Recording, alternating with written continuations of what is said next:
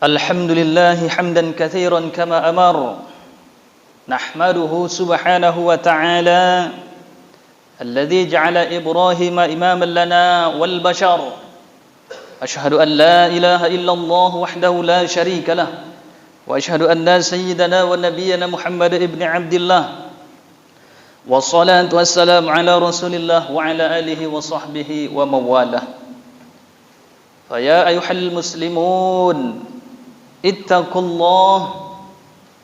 الله حق تقاته ولا تموتن إلا وأنتم مسلمون فقال الله تعالى في كتابه الكريم أعوذ بالله من الشيطان الرجيم بسم الله الرحمن الرحيم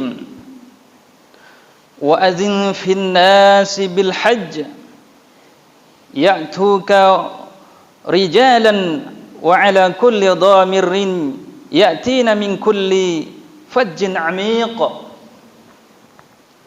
وقال رسول الله صلى الله عليه وسلم الحج مبرور ليس له جزاء إلا الجنة وقال أيضا من وجد ساعة فلم يضحي فلا يقربن مصلانا صدق الله العظيم وصدق رسوله النبي الكريم ونحن على ذلك من الشاهدين والشاكرين الحمد لله رب العالمين. Ma'asyiral muslimin, sidang jamaah Jumat rahimakumullah. Langkah yang pertama puji syukur alhamdulillah, di mana Allah Subhanahu wa taala selalu mencurahkan rahmat nikmat kepada kita semua sehingga kita dapat hadir melaksanakan salat fardu Jumat secara berjamaah. Mudah-mudahan dengan memperbanyak syukur Allah Subhanahu wa taala akan menambahkan rahmat dan nikmatnya kepada kita semua.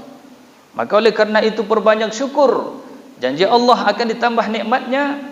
Bahkan bagi kita yang tidak bersyukur, maka janji Allah azab akan menimpa pada orang-orang yang kufur nikmat. Kemudian langkah yang kedua, salawat beriring salam kita hadiahkan buat junjungan alam kepada baginda Rasulullah sallallahu alaihi wasallam dengan mengucapkan Allahumma shalli wa sallim ala sayyidina Muhammad wa ala ali sayyidina Muhammad. Ma'asyiral muslimin, sidang jemaah Jumat rahimakumullah. Adapun judul khutbah pada kesempatan ini, MDI Kota Pekanbaru mengamanahkan sebuah judul, yaitu kemuliaan bulan Dzulhijjah. Allah Subhanahu wa taala telah berfirman di dalam Al-Qur'an surah Al-Hajj ayat 27 yang artinya, dan bersuruhlah kepada manusia untuk mengerjakan haji, niscaya mereka akan datang kepadamu dengan berjalan kaki dan mengendarai unta yang kurus yang datang dari segenap penjuru yang sangat jauh. Ma'asyiral muslimin rahimakumullah, ayat ini adalah merupakan salah satu ayat perintah Allah untuk melaksanakan ibadah haji. Kemudian di dalam ayat yang lain juga Allah berfirman, wa atimu wal hajjata wal umrah lillah, laksanakanlah haji dan umrah karena Allah. Ayat ini merupakan salah satu perintah Allah untuk kita melaksanakan ibadah haji. Ibadah haji adalah merupakan wajib hukumnya bagi kita yang mampu. Dan juga Rasulullah menyampaikan dalam salah satu hadisnya, riwayat Muslim, buniyal islamu ala khamsin, an tashhadu an la ilaha illallah wa anna muhammadar rasulullah wa iqamas shalah wa atuz zakah wa siyam fi ramadan wal haji fil baitullah. Hadis ini menyebutkan bahwa rukun Islam yang kelima adalah melaksanakan ibadah haji, wal haji fil baitullah, haji ke Baitullah. Maka perintah haji adalah merupakan perintah wajib bagi yang mampu. Maka dalam hal ini, ketika terjadi saat sekarang ini, maka kita hanya dapat berdoa dan mohon kepada Allah, semoga tahun yang akan datang kita dapat melaksanakan ibadah haji bagi yang sudah mendaftar. Mudah-mudahan juga bagi orang-orang yang sudah mendaftar haji yang tak berangkat pada tahun ini, mudah-mudahan niat sudah dibalas oleh Allah dengan pahala yang besar dari sisi Allah Subhanahu wa taala, dan mudah-mudahan ke depan Allah mudahkan jalannya untuk berangkat haji ke Baitullah. Ma'asyiral muslimin, sidang jamaah Jumat rahimakumullah. bulan Zulhijjah adalah merupakan bulan yang sangat mulia. Bulan Zulhijjah juga disebutkan pada masa dahulu di Arab yaitu bulan Burak. Sebutan orang Arab juga disebut bulan Zulhajjah. Makna daripada Zulhajjah adalah sekali haji dalam setahun. Jadi bulan haji. Maka sekarang juga disebut dengan bulan haji tersebut adalah bulan haram. Bulan haram adalah makna daripada haram tersebut adalah bulan mulia. Di dalam bulan mulia ini Rasulullah SAW bersabda melalui Ibnu Abbas radhiyallahu an yang menyampaikan sebuah hadis yang begitu panjang mengenai tentang keutamaan bulan Zulhijjah tersebut. Ibnu Abbas wafat pada tahun 68 Hijriah atau 687 Masehi. Dia berkata, An-Nabi sallallahu alaihi wasallam, dari Nabi sallallahu alaihi wasallam untuk keutamaan bulan Zulhijjah yang saya bacakan artinya. Yang pertama, keutamaan bulan Zulhijjah tersebut, Allah Subhanahu wa taala senantiasa mengampuni Nabi Adam alaihissalam dari dosa-dosanya. Siapa yang berpuasa pada hari itu, Allah Subhanahu wa taala akan mengampuni semua dosanya. Itu yang pertama. Yang kedua, yaitu tanggal 2 Zulhijjah, Allah Subhanahu wa taala mengabulkan doa Nabi Yunus alaihissalam dengan mengeluarkannya dari perut ikan. Siapa saja yang berpuasa pada hari itu, ia seperti orang yang menyembah Allah Subhanahu wa taala selama setahun tanpa mendurhakai Allah dalam ibadah kepada Allah dalam sekejap mata pun. Kemudian yang ketiga, pada tanggal 3 Zulhijjah Allah Subhanahu wa taala mengabulkan doa Nabi Zakaria. Siapa saja yang berpuasa pada hari itu, Allah akan mengabulkan doanya. Kemudian yang keempat, pada tanggal 4 Zulhijjah, hari kelahiran Nabi Isa alaihissalam. Siapa yang berpuasa pada hari itu, Allah Subhanahu wa taala akan menghilangkan kesempitan hidup dan kefakiran, dan kelak di hari kiamat termasuk golongan duta-duta yang baik dan mulia. Kemudian yang kelima, Zulhijjah, hari kelahiran Nabi Musa alaihissalam. Siapa yang berpuasa pada hari itu, dia akan terbebas dari nifak dan dari siksa kubur. Yang keenam, pada tanggal 6 Zulhijjah, yaitu hari ketika Allah Subhanahu wa taala memberikan kebaikan kepada nabinya. Siapa yang berpuasa, memberikan kebaikan kepada nabinya, siapa yang berpuasa pada hari itu, Allah Subhanahu wa taala akan memandangnya dengan kasih sayang, lalu selamanya ia tidak akan disiksa. Kemudian yang ketujuh, tanggal 7 Zulhijjah, hari ketika neraka Jahanam terkunci dan tidak akan dibuka sampai tanggal 10 Zulhijjah. Siapa yang berpuasa pada hari itu, Allah Subhanahu wa taala akan mengunci 30 pintu kesulitan dan membuka 30 pintu kemudahan. Yang kedelapan, tanggal 8 Zulhijjah disebut hari Tarwiyah. Siapa yang berpuasa pada hari itu, dia akan diberi pahala, tidak akan mengetahuinya selain Allah Subhanahu wa taala. Betapa banyak pahala tersebut. Kemudian yang ke-9, tanggal 9 Zulhijjah disebut juga hari Arafah.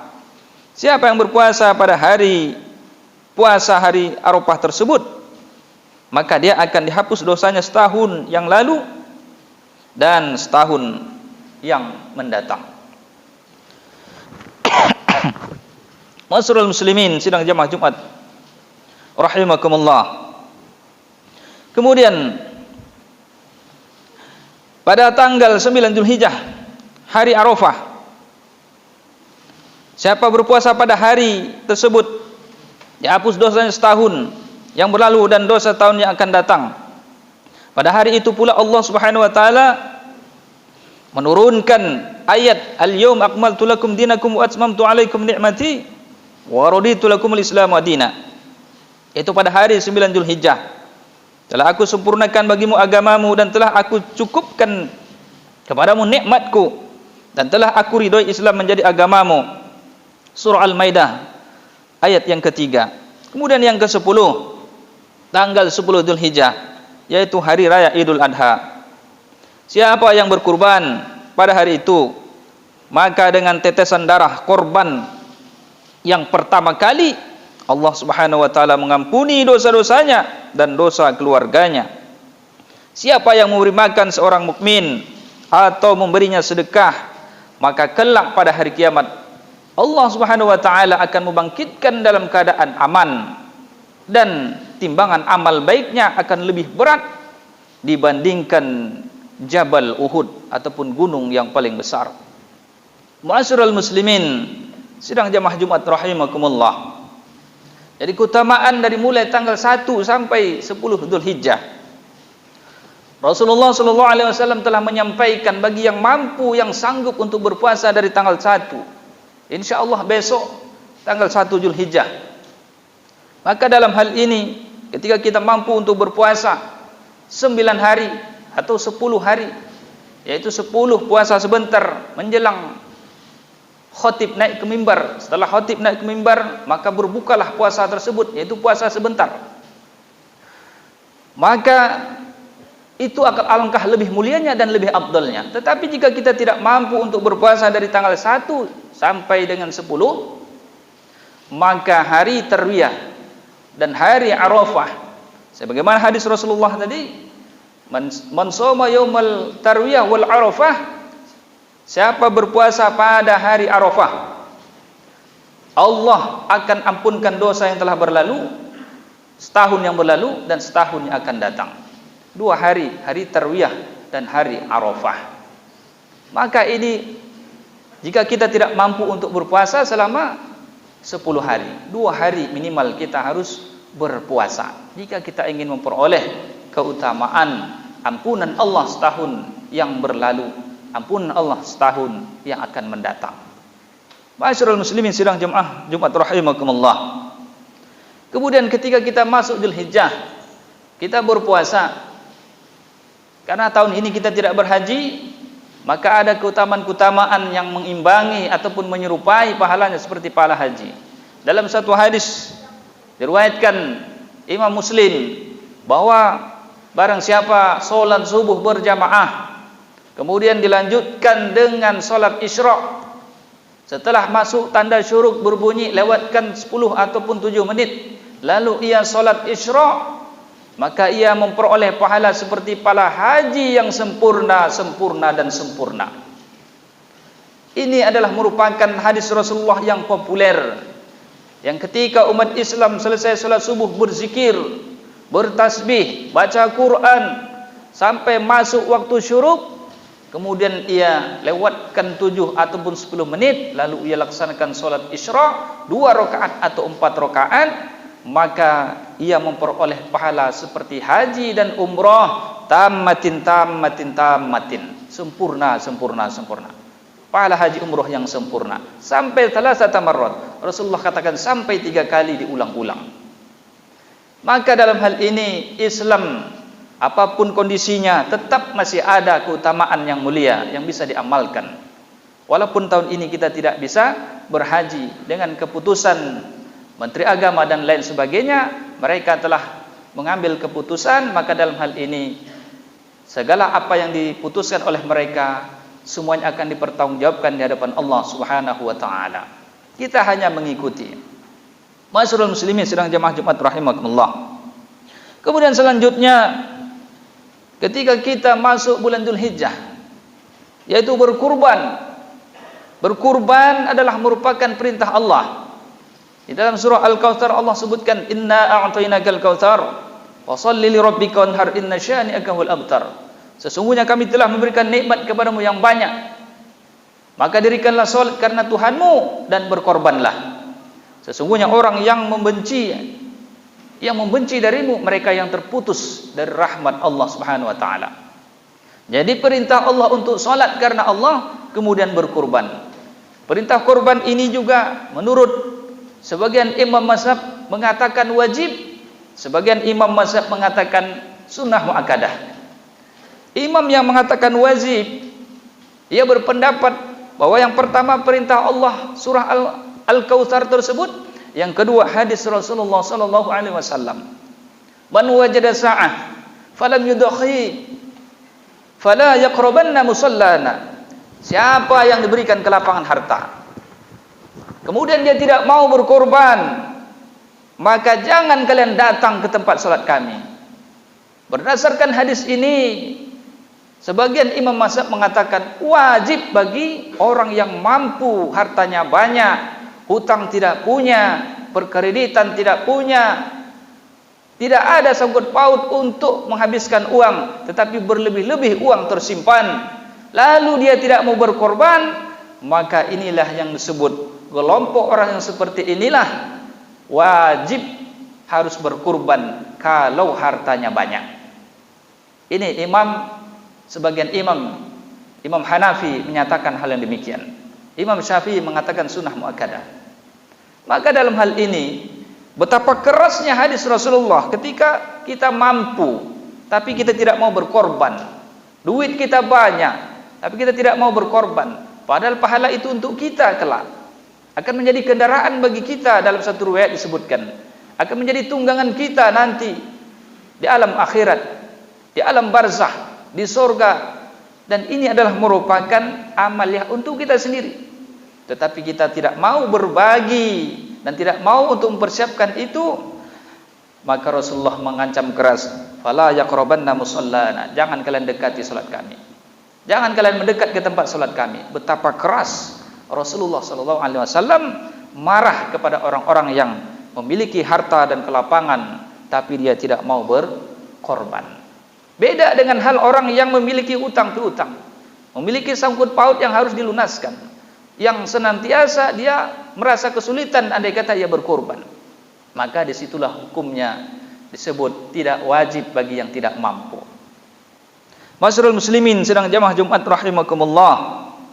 Maka dalam hal ini mari sama-sama kita untuk beribadah. Jika mampu untuk berpuasa 10 hari, yaitu hari yang ke-10 puasa sebentar sampai khatib naik ke mimbar, baru kita berbuka, dan itu pahalanya sangat besar dan itu diamalkan oleh Rasulullah SAW.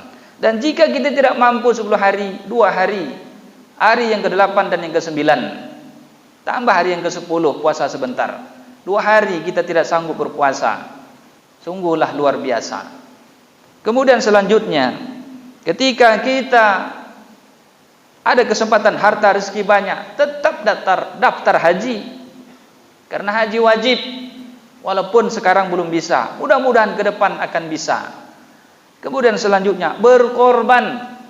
Kalau kita banyak harta, jangan kita pelit untuk berbagi untuk saudara-saudara kita, untuk tetangga handai tolan kita, fakir miskin, semuanya dibagi. Maka dalam hal ini sosial kita, bukti cinta kita kepada saudara-saudara kita berbagi, yaitu berkorban. Ketika kita bukti seorang mukmin, ketika kita tidak mau cinta dan sayang saling berbagi, la yu'minu ahadukum hatta yuhibba li akhihi ma yuhibbu li nafsihi. Tidak sempurna iman kalian kalaulah kalian sebelum mencintai saudara-saudara kalian seperti mencintai dirimu sendiri. Hadis riwayat Bukhari. Maka dalam hal ini sosial kita, kedermawanan kita berbagi, yaitu melalui kurban. Masyarul muslimin sidang jemaah Jumat rahimakumullah. Dan mudah-mudahan kita mampu untuk melaksanakan ibadah tersebut. Mudah-mudahan Allah lapangkan, Allah luaskan rezeki kita, karena kita mau berbagi, karena janji Allah, wa ma anfaqtum min syai'in fahuwa yukhlifuh. Apapun yang kalian berikan di jalan Allah, kalian infakkan, kalian zakatkan, kalian korbankan, Allah akan gantikan, yaitu pahala di akhirat dan balasan di dunia kepada kita yang memberikan tersebut. Fa'tabiru ya ulil absar la'allakum turhamun.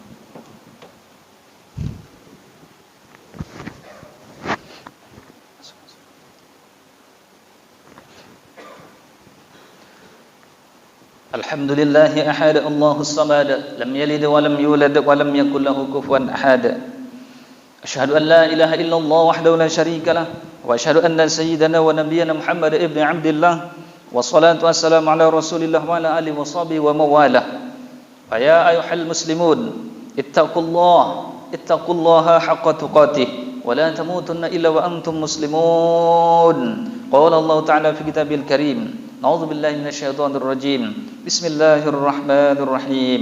Inna Allaha wa malaikatahu yusalluna 'alan nabi. Ya ayyuhalladzina amanu sallu 'alaihi wa sallimu taslima. Allahumma shalli 'ala sayyidina Muhammad wa 'ala ali sayyidina Muhammad.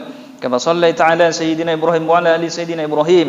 Wa barik 'ala sayyidina Muhammad wa 'ala ali sayyidina Muhammad. Kama barakta 'ala sayyidina Ibrahim wa 'ala ali sayyidina Ibrahim fil 'alamin innaka Hamidum Majid. Allahumma ighfir lil muslimin wal muslimat wal mu'minin wal mu'minat al ahya'i minhum wal amwat bi rahmatika ya arhamar rahimin. Allahumma arinal haqqa haqqan warzuqna ittiba'ah wa arinal batila batilan warzuqna ijtinabah.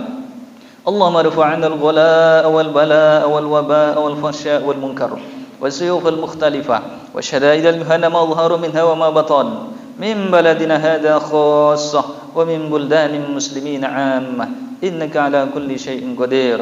اللهم إنا نسألك علما نافعا وعملا متقبلا ورزقا واسعا وحلالا طيبا.